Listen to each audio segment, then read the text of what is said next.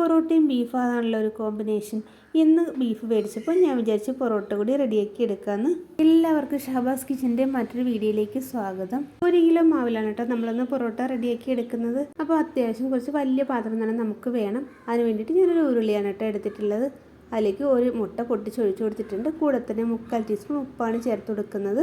കൂടെ തന്നെ 1/2 ടീസ്പൂൺ പഞ്ചസാര, 1/4 ടീസ്പൂൺ സോഡാപ്പൊടി.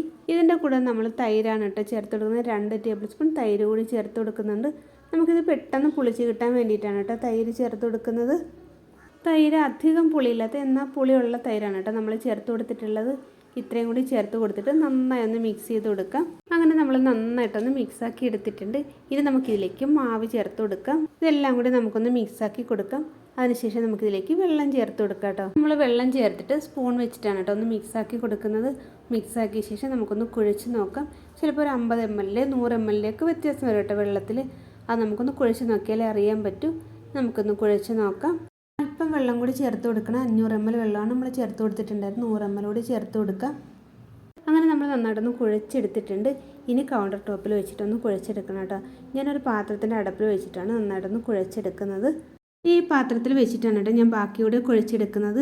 ഈ മാവ് നല്ല പരുവത്തിലാക്കി എടുക്കണം. നല്ല സോഫ്റ്റ് മാവാക്കി എടുക്കണം. അങ്ങനെ മാവിനെ ഏകദേശം ഒരു 1/2 മണിക്കൂറോളം നമ്മൾ നന്നായിട്ടൊന്ന് കുഴച്ച് സോഫ്റ്റാക്കി എടുത്തിട്ടുണ്ട്. ഇനി നമുക്ക് നല്ല വൃത്തിയുള്ള ഒരു തുണി നനച്ചിട്ടൊന്ന് മൂടി വെച്ച് കൊടുക്കാം. ഇതൊരു 1/2 മണിക്കൂർ റെസ്റ്റ് ചെയ്യാൻ വെക്കണം. ആ സമയം നമുക്ക് ബീഫ് റെഡിയാക്കി എടുക്കാം. ബീഫ് റോസ്റ്റാണ് കേട്ടോ ഇതിൻ്റെ കൂടെ നമ്മൾ റെഡിയാക്കി എടുക്കുന്നത്. അങ്ങനെ നമ്മൾ 1 കിലോ ബീഫാണ് എടുത്തിട്ടുള്ളത്. അത് കുക്കറിലേക്ക് ഇട്ട് കൊടുക്കാം. അങ്ങനെ ബീഫെല്ലാം നമ്മൾ കുക്കറിലേക്ക് ഇട്ട് കൊടുത്തിട്ടുണ്ട്. അതിലേക്ക് പൊടികൾ ചേർത്ത് കൊടുക്കാം. 1/4 ടീസ്പൂൺ മഞ്ഞൾപ്പൊടിയാണ് ചേർത്ത് കൊടുത്തിട്ടുള്ളത്. അതിൻ്റെ കൂടെ 1/2 ടീസ്പൂൺ കാശ്മീരി ചില്ലിയാണ് കേട്ടോ ചേർത്ത് കൊടുക്കുന്നത്. 1/4 ടീസ്പൂൺ കുരുമുളക് പൊടി, പാകത്തിന് ഉപ്പ്, ഇത്രയും ചേർത്തതിന് ശേഷം നമുക്ക് നന്നായി ഒന്ന് മിക്സ് ചെയ്ത് കൊടുക്കാം. അങ്ങനെ നമ്മൾ നന്നായി ഒന്ന് മിക്സ് ചെയ്ത് എടുത്തിട്ടുണ്ട്. ഇനി നമുക്ക് കുക്കർ മൂടി വെച്ചൊന്ന് വേവിച്ചെടുക്കാം. ബീഫ് ഒന്ന് വെന്ത് വരുന്ന സമയം കൊണ്ട് നമുക്കിത് ബോൾസിലാക്കി വയ്ക്കാം. നമ്മൾ നെയ്യ് എടുത്തിട്ടുണ്ട്. അതിലേക്ക് സൺഫ്ലവർ ഓയിൽ കൂടി മിക്സ് ചെയ്തിട്ടാണ് കേട്ടോ ഇത് ഉപയോഗിക്കുന്നത്. സൺഫ്ലവർ ഓയിലിന് പകരം ഡാൽഡ വേണമെങ്കിലും ചേർക്കാം കേട്ടോ. ഞാനിപ്പോൾ സൺഫ്ലവർ ഓയിലാണ് ചേർത്ത് കൊടുത്തിട്ടുള്ളത്. അപ്പോൾ ഇതുപോലെ നമ്മൾ ഓരോ ബോൾസിലാക്കി എടുക്കുന്നുണ്ട്. നമ്മൾ ആ മാവ് ഞവടുന്ന സമയത്ത് എത്രത്തോളം നന്നായി നമ്മൾ ഞവടി എടുക്കുന്നു അത്രത്തോളം സോഫ്റ്റ് ആയിരിക്കും കേട്ടോ നമ്മുടെ പൊറോട്ട. അങ്ങനെ നമ്മൾ എല്ലാം ബോൾസിലാക്കി എടുത്തിട്ടുണ്ട്. ഇനി നമ്മൾ വർക്ക് ഏരിയയിൽ വെച്ചിട്ടാണ് കേട്ടോ ചെയ്യുന്നതാണ് കേട്ടോ നല്ലൊരു വെയിലൊക്കെ അടിക്കുന്നത്. ഓരോ ബോൾസിലെയും നമ്മൾ മിക്സ് ചെയ്ത് വെച്ചിട്ടുള്ള നെയ്യ് പുരട്ടി കൊടുക്കാം. അങ്ങനെ നമ്മൾ എല്ലാ ബോൾസിലും നെയ്യ് പുരട്ടി കൊടുത്തിട്ടുണ്ട്. ഇനി ഒന്നുകൂടി ഇത് മൂടി വയ്ക്കുക. ഒരു 1/2 മണിക്കൂർ മൂടി വയ്ക്കണം കേട്ടോ. ഈ സമയം നമ്മുടെ ബീഫൊക്കെ നന്നായിട്ടൊന്ന് വെന്ത് വന്നിട്ടുണ്ട്. നമ്മൾ സ്റ്റൗ ഓഫ് ചെയ്ത് കൊടുത്തിട്ടുണ്ട് കേട്ടോ. അപ്പോൾ ഇതിലേക്കുള്ള മസാല റെഡിയാക്കി എടുക്കാൻ വേണ്ടിയിട്ട് ഒരു കടായിലേക്ക് ഓയിൽ ഒഴിച്ച് പെരിഞ്ചീരകം ഇട്ട് കൊടുത്തിട്ടുണ്ട്. അതിൻ്റെ കൂടെ പട്ട, തക്കോലം, ഗ്രാമ്പു, ജാതിപത്രി ഇത്രയും കൂടി ഇട്ട് കൊടുത്തിട്ടുണ്ട് കേട്ടോ. ഇത് നമുക്കൊന്ന് മിക്സ് ആക്കി കൊടുക്കാം. ഒന്ന് ഫ്രൈ ആയി വരുന്നവരെ നമുക്കിതുപോലെ ഒന്ന് ഇളക്കി കൊടുക്കാം. ഇതെല്ലാം ഒന്ന് ഫ്രൈ ആയി വന്ന സമയം നമ്മൾ ചതച്ച 1 ടേബിൾ സ്പൂൺ ഇഞ്ചി വെളുത്തുള്ളിയാണ് കേട്ടോ ചേർത്ത് കൊടുത്തിട്ടുള്ളത്. ഇനി ഇതിലേക്ക് കറിവേപ്പില കൂടി ചേർത്ത് കൊടുക്കാം. ഇതെല്ലാം കൂടി ഒന്ന് ഫ്രൈ ആയി വന്ന സമയം നമ്മൾ 4 ചെറിയ സവാള സ്ലൈസ് അരിഞ്ഞാണ് ചേർത്ത് കൊടുക്കുന്നത്. ഇനി നമുക്കിതൊന്ന് ഇളക്കി കൊടുക്കാം. ഒന്ന് വഴറ്റിയെടുക്കണം. ഇനി ഇതിലേക്ക് നമ്മൾ 2 പച്ചമുളക് കൂടി ചേർത്ത് കൊടുക്കുന്നുണ്ട്. അങ്ങനെ നമ്മൾ സവാള ഇളക്കി ഈ രൂപത്തിലാക്കി എടുത്തിട്ടുണ്ട്. ഈ സമയം നമ്മൾ ഇതിലേക്ക് 2 ചെറിയ തക്കാളിയാണ് കേട്ടോ ചേർത്ത് കൊടുക്കുന്നത്.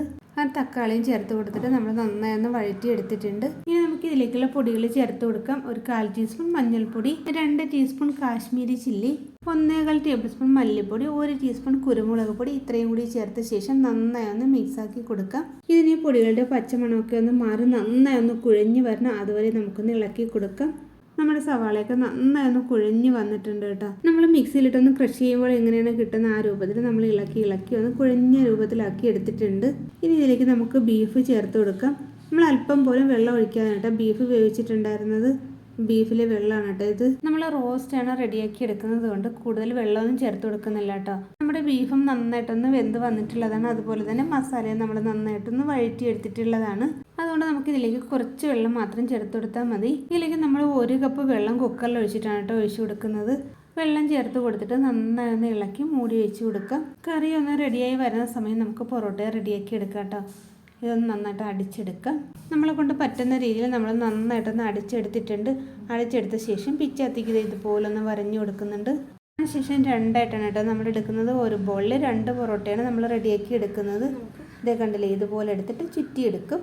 ബാക്കിയുള്ളത് കൂടി ഇതുപോലെ നമുക്കൊന്ന് റെഡിയാക്കി എടുക്കാം. ഈ സമയം നമ്മുടെ ബീഫിൽ വെള്ളം എല്ലാം വറ്റി നന്നായിട്ട് മസാലയായിട്ട് യോജിച്ച് വന്നിട്ടുണ്ട് കേട്ടോ.